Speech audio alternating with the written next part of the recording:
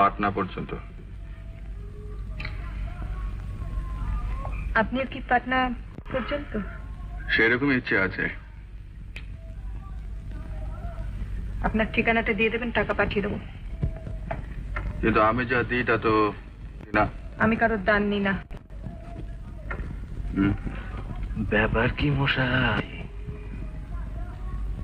পরে বলবো। যার দিনকাল পড়েছে আসল নকল চেনা ধায়। এই বয়সে আর আসল নকল চিনে কি হবে? হ্যাঁ, ঘুমিয়ে পড়ুন।